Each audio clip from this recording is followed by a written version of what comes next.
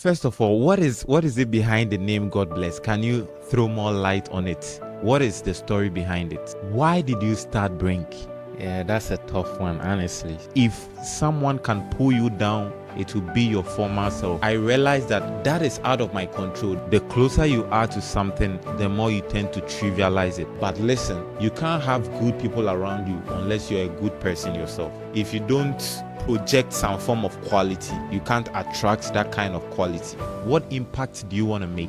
Because all of us are moving at the speed of light. Everything is supersonic in this Gen Z world. So these moments come in the form of a punctuation in our lives to kind of bring us to a halt.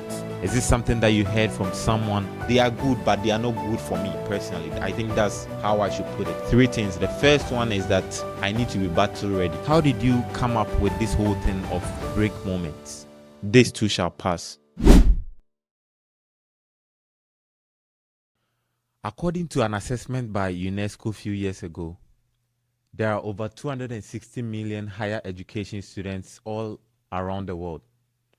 Today, I have a privilege to speak to one of them, a gentleman from Wingate University, the man behind Brink. I'm so excited to have this conversation with him, and I know you are to hear what he has to say. But before that, if you've not subscribed, please take a few seconds to subscribe and like our videos. Cheers. Hello, gentlemen. Yeah. Can you give a quick introduction of yourself? Thank you so much for having me. It's a real pleasure to be on your show. I know the stuff that you've been doing is very difficult, but you've been putting in the consistency and the work, and I want to really appreciate you for it, for the good work that you are doing. My name is Godbless Pelpo Bonhodemedasa. That's my full name.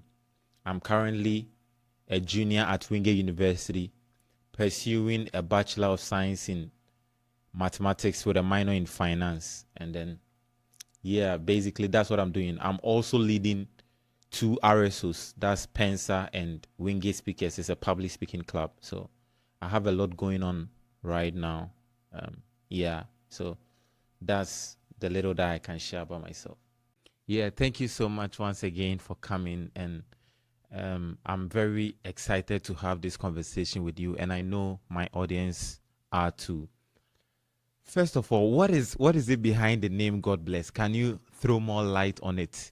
Why Godbless? Who gave it to you? What is the story behind it, if you don't mind? Yeah. So actually, there's a full story behind it, but I don't want to, go into the nitty-gritty details of it. But it's basically because of the miraculous way God brought me back to life after my delivery, because the doctors declared me dead after everything, and then after some hours of processing, my mom and myself were all unconscious for some hours, right? And then later on, it was discovered that I had returned back to life by God's special mercy and grace. So my dad saw it to be a blessing, so he named me right there and then at the hospital. So that's basically the whole thing. And let me tell you one little thing about how my name is received in different parts of the world. Growing up in Ghana, it's a common name. It's kind of like a name that people know here and there. So it's not, how do I say, it's not something very unfamiliar to people, right? But over here in the US, it's kind of unfamiliar to people. So I remember the last time someone asked me, "What's your name?" And I said, "My name is Godbless." And then the person was like, "Come on, bro. Are you serious? Like, what's going on?" So people react differently to it. So yeah, it's a very nice name, and I'm really proud of it. I really thank my dad for giving me that name. It's a very special one. I guess we are all set now to begin to have this conversation. So, first of all, why did you start Brink? What is the reason behind it? And yeah, why did you start Brink? What are you trying to do with this podcast? Yeah, that's a tough one, honestly. So, I started Brink, let me say, the second half of 2025, right? After I was at a brink moment myself in my life, going through like a time of, kind of indecisiveness. I didn't know what I was doing with my life. There were a lot of ups and downs going on in my life. And then by God's special grace, I was able to come to a position of knowledge and understanding of the purpose that was given to me when I came into this earth, right? So I personally believe that every single human being on this earth is here for a particular purpose. Very, very idiosyncratic. We all came to this earth with something valuable. One of my mentors says something that we are all gifts and we all carry gifts, right? So that is the purpose that God has given you. And so Brink is something that is connected to my being, my purpose, the reason I am here on this earth. So it started, as I said, the second half of 2025, July 1st. And then at that point, I didn't know it was going to get to this stage, right? All I knew was I was working on something that was driving inside of me. I was just following a leading, right? Take this step, I take it. Take the next, I do it. Take the 10, I take it. So I was just following series of steps from God. And then it led to this point. Moving on, I want to circle on something, right? What were some of the setbacks or the fears that you had going into this event, starting this project? Did you have some fears? I believe personally that individuals, right, we have two kinds of fears, external and internal. The internal part, I believe, is quite dangerous, even though it's very kind of overlooked sometimes, but it is a very dangerous one. Usually stemming out of self-doubt because you are the only person who knows your former self. So if someone can pull you down, someone can pull your future self down, it will be your former self, the person who knows you better, right? So that's the first part of the fear, the type of fear that I want to talk about. I want you to talk about, or anything that you experience. And then the second one is, did you experience any kind of external fear, maybe from the environment, from the people that you kind of related with and stuff like that? Yeah. So maybe you throw more light on it. You've had 6 episodes so far, right? So any fears, any setbacks throughout this journey, can you share a bit about it? Yeah, I totally agree with what you're saying. So the two types of fears that you mentioned, I totally agree with them. So let me talk about the external part. At first, I was a little afraid as to how people will relate with the content, not the judgment aspect, but how people were, going to interact with it. Were they going to receive it, or how were they going to, come into contact with it and receive that information that I'm bringing out? But I realized that that is out of my control. That is not something that is within my power. If God has given me this vision to propel, to, advance, I think that's his duty to connect the people who are in the framework of my vision, right? So I don't really need to care about how people will interact with my message, but my job personally is to focus on how to become better and deliver quality and consistent, value to people, right? If I keep on delivering it, then the one who initiated this process will help me get it out there to people who are, ready for it, who are about to receive it, to help them move into the next phase of their lives. The second one, where you mentioned about self-doubt, right, or something that we didn't, I had it also. There is all these voices inside our heads that tell us sometimes we can't do certain things.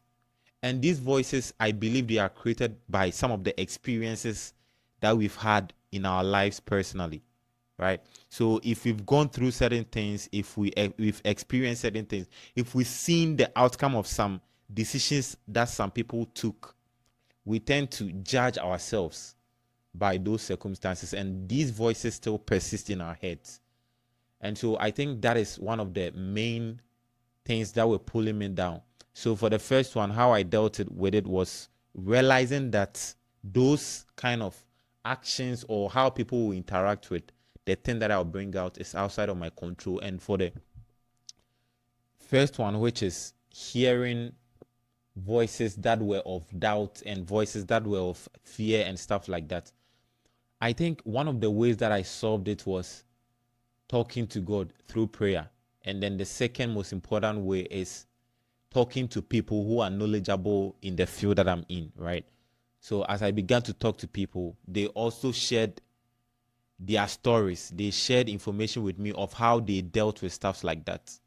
And I think sometimes the best way is to overcome that voice with another voice. So you keep meditating, telling yourself the positive words, the things that you wish to see, the things that you wanted fulfilled in your life, right? You keep talking those things into existence, right? So I think those are the main ways. And then finally, one of the setbacks that I've had consistently, or I think in our generation is kind of overlooked, is how people don't really break you down or kind of push you away no anymore. I don't know if you get what I'm trying to say. For instance, at first you will say you have haters, you have enemies, people are pulling you down, this thing that you are doing, it's not going to work, all that and all that. I don't think it's very persistent in this Gen Z era anymore. But what I see is that instead of people pulling you down, they'll rather give you something that you don't need, right? As you begin to do anything worthwhile, I think it happens to everybody. People will start giving you advices. And I'm not saying everything is wrong. I totally welcome every advice. But sometimes, because of how delicate the vision is and where you are advancing to, the people who are giving you the advice will not see from that vista, will not see through that lens. So they may be giving you in a different direction altogether. But meanwhile, this is the direction that God wants you to take, or this is the direction your vision is leading you to. So if you don't take care, you might be listening to all these nuggets of advices, right? They might be good, but they are not consistent with the vision that you are supposed to fulfill, right? So I think that's one setback that we need to look at. Is something that I deliberately, take time to pay attention to and also work through them, right? Some advices are good. I pray about it and I work with them. Some, they are good, but they are not good for me personally. I think that's how I should put it. A couple of years ago, I heard this very beautiful quote that says, familiarity breeds contempt, right? The closer you are to something, the more you tend to trivialize it. But I know that's not your case, obviously. Yeah. So being closer to your guests, the people that you've had on this podcast, right? What are some things, key takeaways that you've learned from them? Some of the things that you've learned as you've interacted with them. Although the audience are taking their portion, hearing and having like some nuggets of gold out of the conversation that you have. What have you personally taken out of the story or the brink moments that people have shared on this podcast? Yeah, very beautiful question. I think I've learned a lot, honestly. I can't, quantify what I've learned in this past few weeks of Start and Brink, but I will highlight a few. The first one is that our brink moments are inevitable, right? No matter how well you do in the present, there may be times where you will be called upon in places or in situations that you can't, navigate successfully. You will not all the time find the joy and happiness. There are going to be some drawbacks, some setbacks, some break moments, right? So I think the first one is to prepare your mental faculty to face these moments. Just be prepared enough, right? Make yourself battle ready. That's what I'll say. So I think the first thing that I've learned, even in my journey of podcasting and organization, Start and Brink, I think I've learned to always be battle ready. You don't know where the battle will come from, but just be ready for it. Number two is that during this time, these moments are not supposed to break you down. They are supposed to teach you valuable lessons. They contain some clues, some nuggets of gold that will help you in the future, right? So as you face this moment, don't face it with a lot of pessimism, right?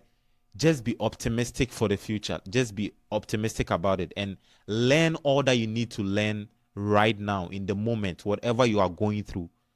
Do really well to learn everything from it. So, first one, I need to be battle ready, ready for anything that may come. Second one is being able to, suck everything, every good thing out of the brink moments that comes my way. So if it's as painful as Job's story, I should take whatever I need to take out of it. And if it's very sweet, I need to just take the good out of it, right? And move forward to prepare me for the future. And then the last one that I've actually implemented right now is having quality people around me, right? Do your best to always have the right people around you. If you have good people around you, in times where you are downcasted, they are going to help you, motivate you, keep you going, and all that. You need those kind of people around you. So, three things. The first one is that I need to be battle ready. I don't know where the break moment might come from or how the shape and the form is going to take, but I need to be ready. The second one is to learn everything that I need to learn out of it. Everything. I need to suck everything out of it.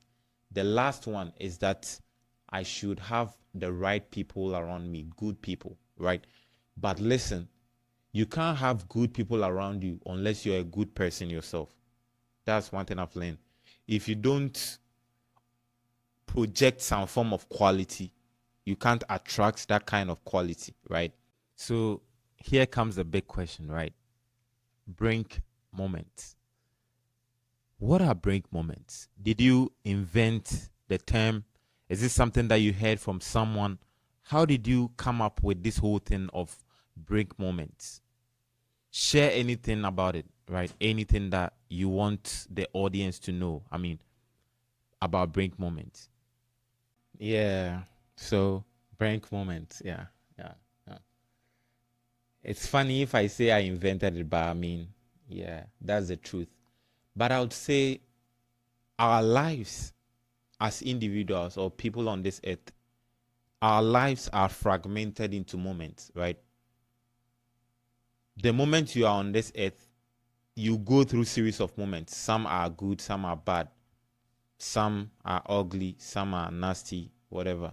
But there are moments that you go through that sometimes they are hard, right? You go through a lot of emotions. And these moments, I believe they are not coincidences. They have clues to the kind of purpose that you are supposed to fulfill on this earth, the vision that you are supposed to project as a person, right? So these moments actually build you up, but they come in the form of pain. They come in the form of struggles. They come in the form of, you know, difficulties, right? And I personally believe that these moments are divinely orchestrated by God. As I said, they are not coincidences. And personally, I don't believe in coincidences. These moments, because of how caught up we are in the world right now and how distractions are taking us unawares, left, right, center, God intentionally brings these moments in our lives to kind of stop us, right? Because all of us are moving at the speed of light. Everything is supersonic in this Gen Z world or in this world altogether, right? So these moments come in the form of a punctuation in our lives to kind of bring us to a halt.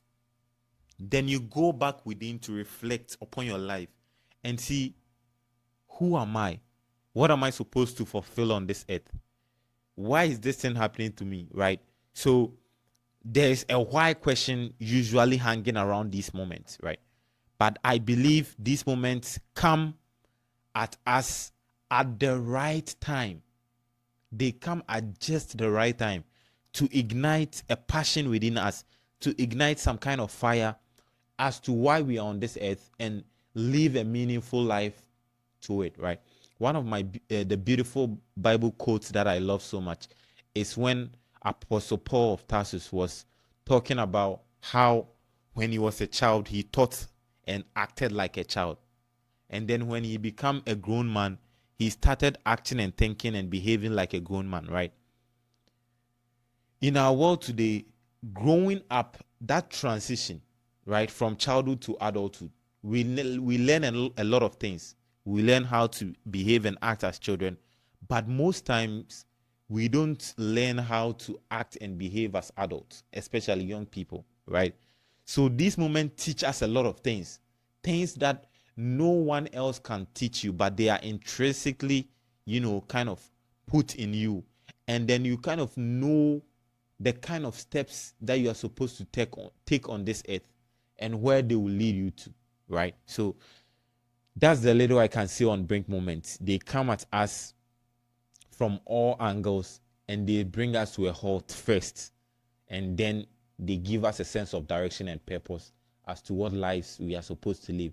And then brink moments, they are not just like a single event in our lives, they are multiple. They come consistently, right, at different times and different junctions in our lives. But every single time they appear in our lives, they show their heads. It's for a good cause, it's for a good reason, right? So that's what I would say about it. Wow, it's very beautiful you talk about brink moments, right? So now that you've described it, you've given us the broader spectrum of it. Tell us some of the brink moments that you've gone through personally and how those moments shaped you to become who you are today. A couple of months ago, due to the state that I was in, my brink moment, right? I was at a point in my life where I had this kind of edge within me, and I believe most people do have it. I just have this intense feeling of unfulfillment. I just don't feel fulfilled. There is this gap and vacuum within me. It's always yearning for something, that I'm being called upon to do something, but I didn't know the exact thing. That's what led to the birth of Brink, right? So, as I was going through this moment, it was very difficult for me. I mean, I was going to the classes, I was moving about my day, but I still come back to my bed thinking deeply. Sometimes I feel very restless and can't sleep at night. But throughout all these times, I had, you know, this thing in my mind driving me every day to push for something. There is something very unexplainable hidden within me. And then it was always consistently like a time bomb ticking, that you need to do something and the time is now. So it's just a complex machine within, but I can't really explain how the whole thing felt. It just felt very restless to me. I couldn't really pay attention to my environment. And then the first thing that I did at this point in my life was trying to talk to people, right? Talk to people and see how they were kind of interacting with their environment and what were they feeling. And I realized they were okay, they were enjoying. So that's one thing I'll share about brink moment, is that we don't have the same brink moments, or our brink moments usually don't come at the same time. Yours may be different from mine, right? What you may be going through may be completely different from mine. So at this point, I saw people enjoying, having fun, enjoying everything and all that. But myself, there was this restlessness within. I can't really explain it, but I just know something wasn't right. Something had gone wrong. And I have to find that thing now. And I mean now. So the first thing I did, talking to people, and then they redirected me back to prayer, right? Because if you have a fellowship with the one who created you, then everything that he has written about you or concerning you will come to pass. It was at this moment in my life that I realized I have been given the opportunity by God to start Bring, to lead young people to find purpose, self development, including myself, and then begin exploring it. And it's not like I've completely figured it out. I'm still in the process of learning. I'm still a student, right, of this journey called life. But it was at this moment that I learned a thing or two about who I am, my makeup, and the things that I'm called to do on this side of the divide. So it's a very beautiful journey. Sometimes it might be painful, but I mean, it's all for the better, right? To make you good, to strengthen you, to become better version of yourself. You seem to have a clear-cut vision on Brink, right?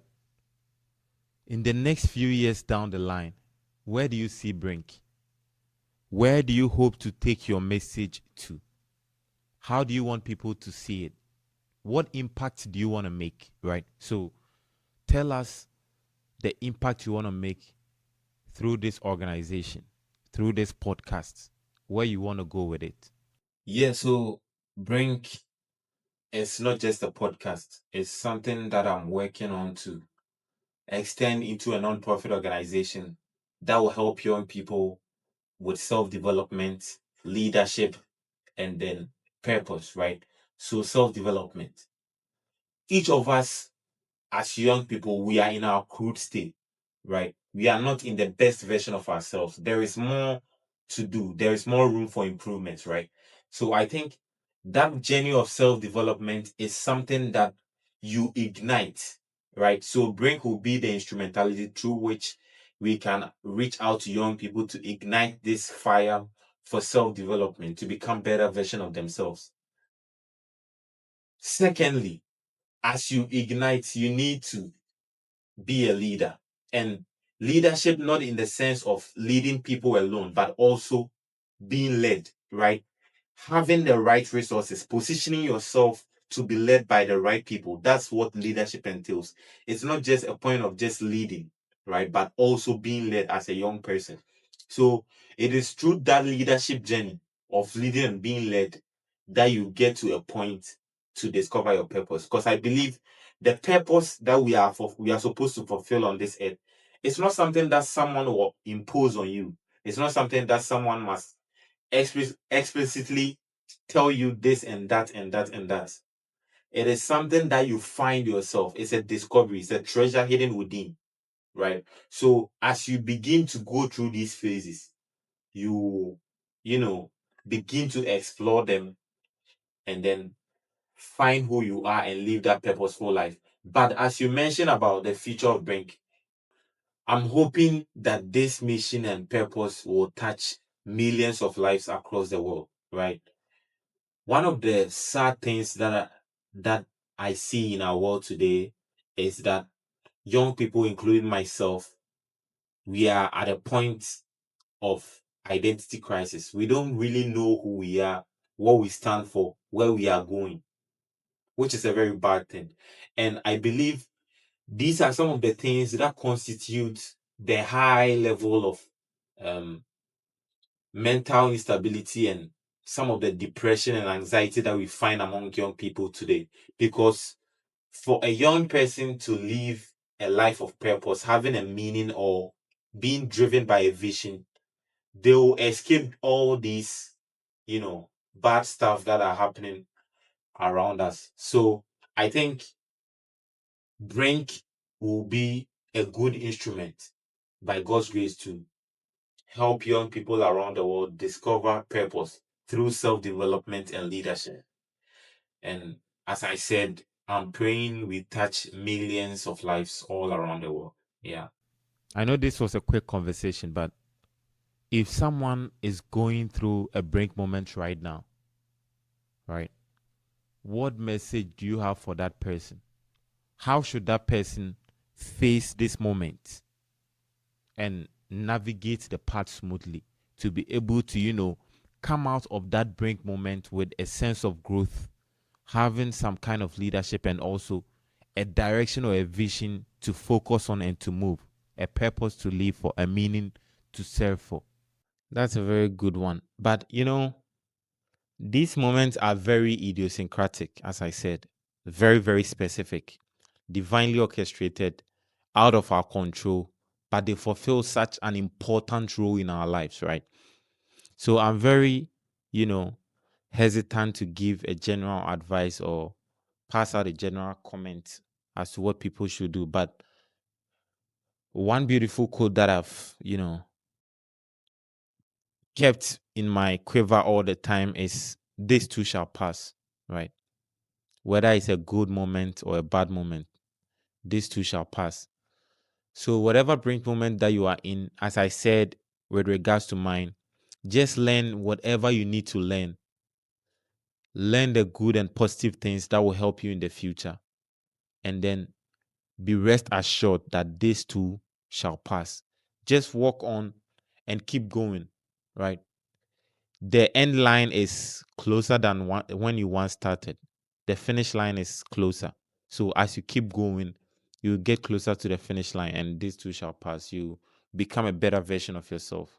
So we are going to, go through some fast questions, and then we will draw down the curtain for today. It was a real pleasure having you. I really enjoyed the conversation.